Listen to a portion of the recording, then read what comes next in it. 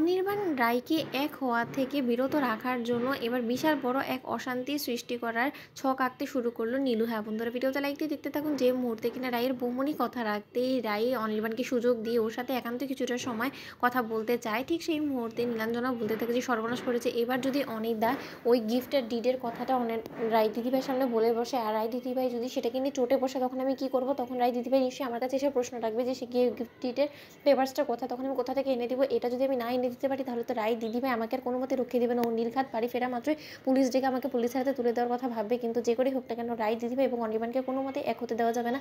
ওরা দুজনে এক হওয়া মাত্রই আমার সর্বনাশ নিশ্চিত। অন্যদিকে অনির্বাণকে রায় বলতে থাকে যে বলো তোমার কি বলার আছে, তোমার কাছে ঠিক 10 মিনিটের মতন আমি সময় দিলাম, এর মাঝখানে তোমার যা স্বীকারোক্তি দেওয়ার আছে তুমি বরঞ্চ দিয়ে যাও। কারণ তোমাকে আমি একটা কথা বলে দিচ্ছি, আমি কোনো মতে এই যাত্রা তোমার সাথে ফিরবো না। তুমি আবারও আমাকে তোমার মিথ্যে ভালো মানুষের অভিনয় করে আমাকে নিজের ভালোবাসার মায়া জালে ফাঁসিয়ে তুমি আমাকে ও বাড়িতে নিয়ে যাবে, তারপরে আবারও আমাকে লাঞ্ছনা গঞ্ছনা দিয়ে অসম্মান অপমান করে আমাকে ঘাড় ধাক্কা দিয়ে সেখান থেকে বার করে দেবে। তারপর আমাকে লোকের দরজায় দরজায় গিয়ে নিজের মাথা গোজার ঠাইয়ের জন্য ভিক্ষে চাইতে হবে। সেরকমটা আমি আর কোনো মতেই চাই না। অনির্বাণ ঠিক শেষে অনির্বাণ বলতে থাকে যে রাই, তুমি না হয় আমার সাথে নাই ফিরলে, কিন্তু আমাকে একটা কথা বলো তো, তুমি কি সত্যি চাও না যে আমি এবং সুখে ঘর সংসার করি? ঠিক সেই মুহূর্তে রাই হেসে ফেলে এবং রাই বলতে থাকে যে তুমি এখনও আমাকে নিয়ে সুখে ঘর সংসার করার স্বপ্ন দেখো? আমার তো সেই স্বপ্নটা অনেক আগে তুমি ঘুচিয়ে দিয়েছো। অনির্বাণ, তুমি ভেবে দেখো যে কতবার তোমাকে বিশ্বাস করে আমি নতুন করে সংসার করার স্বপ্ন দেখেছি, আর কতবার তুমি আমাকে আঘাত করেছো বলো তো, আমার বিশ্বাসকে আঘাত করেছো।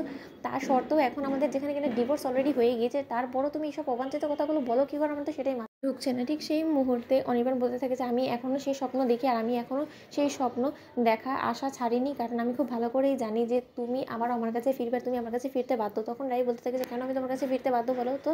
তখন অনির্বাণ বলতে থাকে যে ধরো তুমি আমার কাছে ফিরলে না এবং সেই শোক না সইতে পেরে আমি যদি কোনো গাড়ির নিচে চাপা পড়ে যাই, তখন তুমি কি করবে বলো তো? রাই, তুমি আমার কাছে ফিরতে বাধ্য, কারণ তুমি কোনো মতে আমাকে ছাড়া বাঁচবে না, সেটা আমি খুব ভালো করেই জানি। আর তার জন্য তো ঈশ্বর বারবার করে তোমার সাথে আমার দেখা করিয়ে দেয়। দেখেছো তো তুমি নিজেকে কতটা আড়াল করার চেষ্টা করছো, মিথ্যে স্মৃতিহারণ অভিনয় অবধি করেছো, কিন্তু তার সাথে তুমি কি পেরেছো?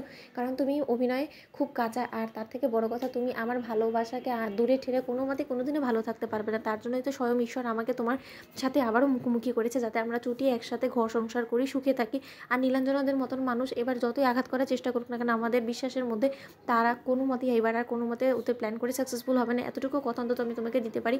তুমি যদি আমার সাথে আজকে না ফিরে যাও বাড়িতে, তাহলে কিন্তু আমি তোমাকে বলে দিচ্ছি যে আমার লাশ দেখবে তুমি, তখন এসে আমার লাশ দেখে তুমি আর সেই শোকটা সইতে পারবে না। তখন যদি তুমি আমাকে ফিরিয়ে আনার জন্য লাখ আকুতিও করো, তখন আর কোনো মতে তুমি আমাকে ফিরিয়ে আনতে পারবে না। তাই এখন যখন আমি তোমার কাছে এসেছি, তোমার কাছে ধরা দিচ্ছি, প্লিজ রাই আমাকে আর তুমি খালি হাতে ফিরিয়ে দিও না। আমি তোমার কাছে হাত জোর করে অনুরোধ করছি। ঠিক সেই সময় রাই ইমোশনাল হয়ে পড়ে এবং বলতে থাকে যে তুমি ঠিক নিজের উদ্দেশ্যটা হাসিল করে নাও আমার কাছ থেকে, তাই না? তো বন্ধুরা, ভিডিওটা ভালো লাগলে লাইক এবং শেয়ার করে সাবস্ক্রাইব করতে ভুলো না।